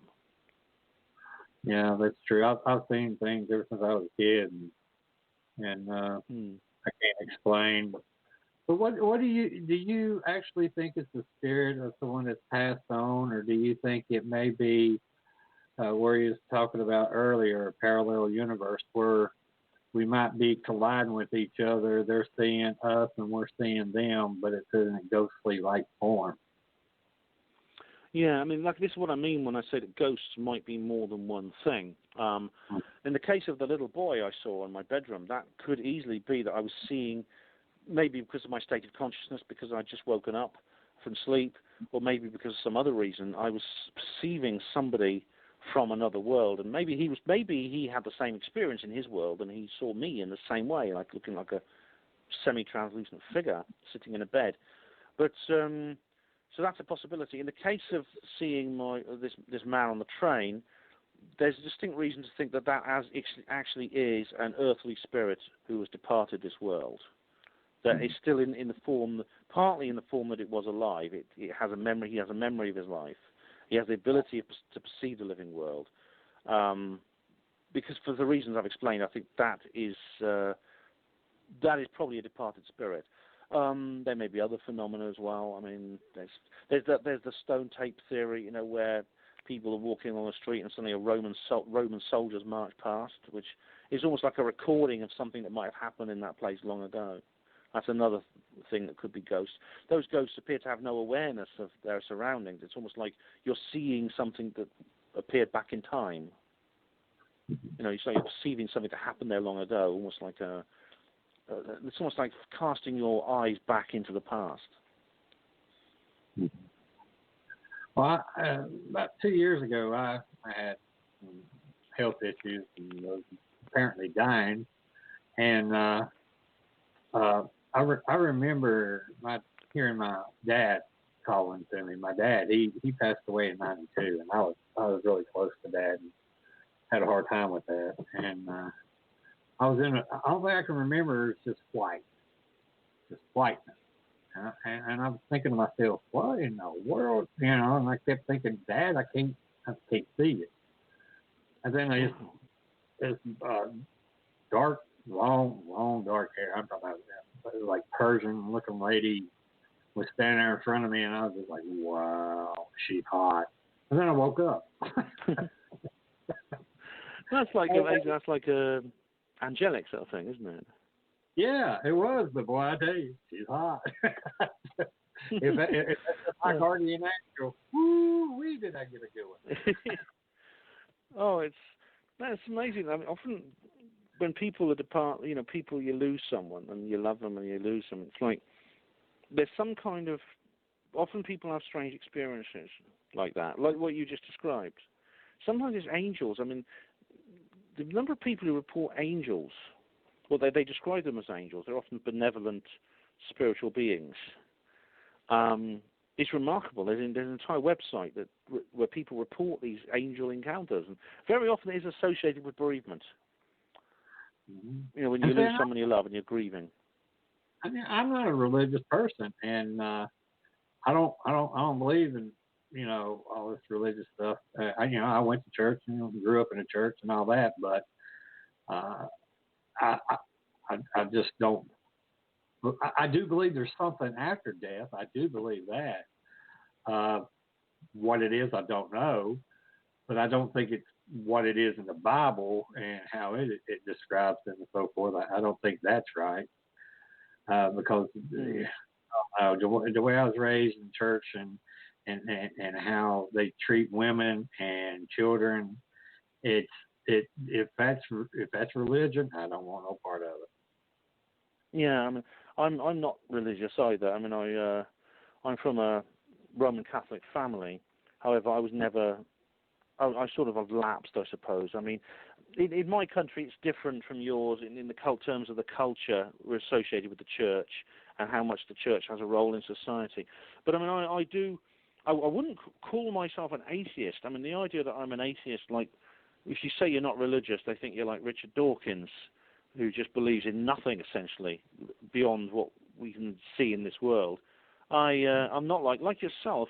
I think there is a spiritual element to the universe. I believe that, from what I've seen, it's not belief. I think it's the evidence points to the fact that death is not the end of someone's existence. Mm-hmm. That a person's existence lies outside their earthly life, and it continues after their death. There's good reason to think that's the case. We should be hopeful for that. And it's not connected to religion, like you said. I don't go along with the notions of heaven and hell, so to speak. And I think that it's the atheist division is equally absurd. The idea that we are essentially we're animated by our brains alone, and at the end of that, when this organ stops functioning, the brain, in other words, when we die, and our bodies then decompose, that's the end of our existence. But I don't believe that either, and indeed, I think the evidence doesn't point to that. Yeah, I'm kind of one of those that leans to the reincarnation, because there's so many people that one I know and that I've read about and seen on television interviews and so forth. They have talked about when they're dying, they see a tunnel and a white light at the end, and that's often made me wonder: is that like the birth canal as someone being reborn? Oh, it's that could be one way of looking at it. I mean, what people often describe after seeing this tunnel is, in a near-death experience, is they seem to travel to some kind of non-earthly world. It's often very pleasant. They often encounter people there who died, and people they knew when they were alive who've died. Sometimes it's relatives they've never met that they suddenly encounter as well. And then they come back. They come back to Earth because in the modern world we have resuscitation technology in hospitals. We can actually restart with a defibrillator and various drugs. If your heart stops, sometimes you can restart the heart, and then people can then come back to life essentially from a place when they're almost dead. So, but the idea is that it could be that if people who die maybe go to this other world, but then they may move on to another life after that in another form. Now, there are some very interesting cases of people, especially children, who describe past life memories. And sometimes these past life memories can be confirmed by researchers in the real world. There's a very famous case of a young boy, I think in your country, who almost as soon as he started learning to talk, he started describing his own past, which he described as being an adult and flying an aircraft and flying a plane and being a pilot. And he was a young boy, didn't know anything about planes, but he became very interested, even at a very young age, in the World War II of aviation. And it turned out he described a life as a man who was a pilot in the Pacific War in World War II. And he'd been a Navy aviator who had been shot down by the Japanese in the Pacific Ocean. The plane had crashed into the sea and he drowned.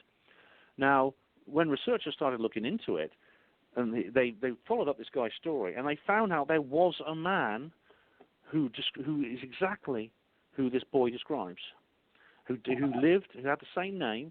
He was a pilot in the war, and he died in the way the boy describes his own demise. And they even actually managed to find this man's sister, who's now an old lady. And you can see a video where he meets this old lady, and he appears to know her, and they have a little conversation. It's like he says, "Oh, hello again. I knew you when you were young, and you've got old," and things like that. It's an incredible case. I mean, this is like evidential reincarnation. I find that fascinating. Oh yeah, I know my granddaughter. A couple of weeks ago, we was in the bed, and she was talking about. She's like, "Papa," she's like, "When I die, and when you die, will we come back, and will we know each other?" I said, "Honey, I don't know. I don't know how to answer that, but it'd be nice if we do." And she's like, "Papa, I always love you, and I always search for you." You know, it broke my heart. It was sweet, but it broke my heart too, because it's like, it'd be great if that would happen. You know, that we keep our families and the ones that we love so much, and our friends and so forth, some way throughout life, throughout the human experience. I hope so, Rodney. I mean, I'd like that to be true. There's a very good film called Cloud Atlas. I don't know if you've ever seen it. It's an independent film, actually, but it's about that. It's about a group of people who essentially are souls that keep reincarnating into the same scenarios and interacting with each other in different identities in life. And they go through various incarnations over a period of 500 years, from the past into the present and then into the future. And so if you've not seen that film, it's an amazing movie. It's one of my favorites. Well, I wrote it down. I'll look it up. And Cloud Atlas, yes, very good film indeed. Yeah, that sounds... That sounds great, because I never thought of anything like that until my granddaughter's like 9 years old, and for her to bring something like that up was very heartfelt, and to me it was a very special moment. She just snuggled up in my arms. She said, "Oh, I love you," and then started smiling. I would want that. I'd want to when people die, to interact with them again. I'd want that, and I mean, I hope that's true. That's one thing I really hope is true. But there are some people who report like strange meetings with people, and they look at each other and they suddenly seem to know each other even though they've never met. This happens in Cloud Atlas, actually, in the film. People meet and they suddenly recognize each other, and they can't understand how, but they just recognize each other. I've had that, I think to myself, have I met you before? And they say no, but I just feel I know you. Right. It's possibly a subconscious past life memory. Mm-hmm. Yeah. Well, just about out of time. What are your plans for the rest of 2020? Do you have any projects that you're working on that you could discuss real quick? And also, do you have a website or any way for people to get in contact you for any questions, thoughts, or comments? And also, how can they get a copy of your book? Oh, yes, certainly. Well, I'm actually writing a new book at the moment called The Obscurati Chronicles, which is another similar book to the Roswell trilogy. It's if you want to start reading it, you can now, because I've published 2 chapters already online, and I'm just writing the rest of it now, which could take a long time. But my books, Roswell Rising, a novel of disclosure, Roswell Revealed, a world after disclosure, Roswell Redeemed, humanity after disclosure, are available right now on all around the world, on various online or at good bookshops. And if you want to know anything more about me, everything is on my websites, which are connected to the main one, which is it is called HPANWO, HPANWO, which stands for Hospital Porters Against the New World Order. And that's everything you want to know about me is there. And I have an email address, which you can actually, I won't read it out, because once you get on the website, you can see my email address, and you can write to me with any feedback, comments, criticisms, and other questions and things like that. Okay. Well, Ben, it's been an honor to have you on, and thank you for getting up and sharing so much information. I'd love to have you back on and discuss more about UFOs and get more into the paranormal and some more conspiracy theories if that sounds like something you'd be interested in maybe later on this year. Thanks. But again, thank you so much for coming on. It's been truly an honor. Oh, thanks, Rodney. It's been an honor for me too, and I've really enjoyed it, and I'd love to come back again. Not tomorrow night, please, because I'll probably have to sleep a bit longer tomorrow night, but make up for tonight. But half an hour, I'd love to come back. So thank you very much, and thanks to all the listeners who've tuned in this evening or this morning. Okay. Well, sir, you go ahead and go back to bed, and you have a rest of a good morning and good evening, so something like that. I think we got all that. Thanks, mate. Hey, you have a good one. Thanks very much, Rodney. Yeah, have a good night. Thanks, Rodney. You too. Bye-bye. Okay, thank you. Bye-bye. Well, that's it. I want to thank Ben for coming on the show. Like I said, nothing but respect, for him and the job he's doing. Like I said, welcome him back anytime. I want to get more into some more conspiracy theories and more UFO info and paranormal. I got to dig into the paranormal. But our guest for next Thursday night, June 25th, will be Adam Stokes. He's an author and Greco-Roman culture and ancient American history researcher. So this is going to be great. Just like our show tonight. It was amazing. It was great. Loved it. But everybody have a great weekend. And for all the fathers out there and the mothers that are being fathers, sorry, I'm getting rid of these damn ads. Have a happy Father's Day weekend. Everybody have a great night. Be safe. And talk to y'all again next Thursday. Alternative facts. Oops, wrong one. Sorry. Let's try That's it for us tonight. I want to thank everyone that took the time to listen in. I'd like to give a big shout out to the Vibe Radio Network and to Ryan for putting up with us. Also to all the first responders and our men and women in the armed services. Thank you for your service and the sacrifices that you and your families make every day to keep our great nation safe. Tune in next week to another exciting show starting at 10 p.m. Eastern Standard Time. Everyone can go to our Facebook page Within the Chaos, and don't forget to like our page to see upcoming guests along with past shows, postings, or you can also go to my website at www.blackdiamondps.org or blogtalkradio.com/Vibe Radio Network. Also, we have a YouTube channel, so go to YouTube, look up Within the Chaos for past shows. Thanks again. Until next week, everyone have a safe weekend and have a good night. And love you all. Be careful out there.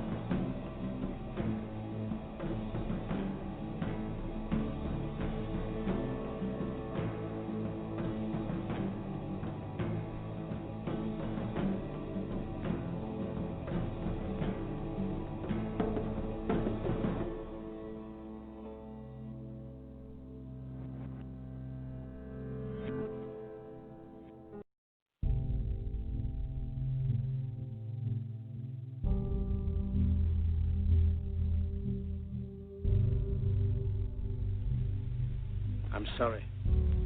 But I don't want to be an emperor. That's not my business. I don't want to rule or conquer anyone. I should like to help everyone if possible. Jew, Gentile, black man, white. We all want to help one another. Human beings are like that. We want to live by each other's happiness, not by each other's misery. We don't want to hate and despise one another. In this world, there's room for everyone, and the good earth is rich and can provide for everyone. The way of life can be free and beautiful, but we have lost the way. Greed has poisoned men's souls, has barricaded the world with hate, has goose-stepped us into misery and bloodshed. We have developed speed, but we have shut ourselves in. Machinery that gives abundance has left us in want. Our knowledge has made us cynical, our cleverness hard and unkind. We think too much and feel too little. More than machinery, we need humanity. More than cleverness, we need kindness and gentleness. Without these qualities, life will be violent, and all will be lost. The aeroplane and the radio have brought us closer together. The very nature of these inventions cries out for the goodness in men, cries out for universal brotherhood, for the unity of us all. Even now, my voice is reaching millions throughout the world, millions of despairing men, women, and little children, victims of a system that makes men torture and imprison innocent people. To those who can hear me, I say, do not despair. The misery that is now upon us is but the passing of greed, the bitterness of men who fear the way of human progress. The hate of men will pass, and dictators die, and the power they took from the people will return to the people. And so long as men die, liberty will never perish. Soldiers, don't give yourselves to brutes, men who despise you, enslave you, who regiment your lives, tell you what to do, what to think, or what to feel, who drill you, diet you, treat you like cattle, use you as cannon fodder. Don't give yourselves to these unnatural men, machine men with machine minds and machine hearts. You are not machines, you are not cattle, you are men. You have the love of humanity in your hearts. You don't hate, only the unloved hate, the unloved and the unnatural. Soldiers, don't fight for slavery, fight for liberty. In the 17th chapter of St. Luke it is written, the kingdom of God is within man, not one man nor a group of men, but in all men, in you. You, the people, have the power to create machines, the power to create happiness. You, the people, have the power to make this life free and beautiful, to make this life a wonderful adventure. Then in the name of democracy, let us use that power. Let us all unite. Let us fight for a new world, a decent world, that will give men a chance to work, that will give youth a future and old age a security. By the promise of these things, brutes have risen to power, but they lie. They do not fulfill that promise. They never will. Dictators free themselves, but they enslave the people. Now let us fight to fulfill that promise. Let us fight to free the world, to do away with national barriers, to do away with greed, with hate and intolerance. Let us fight for a world of reason, a world where science and progress will lead to all men's happiness. Soldiers, in the name of democracy, let us all unite!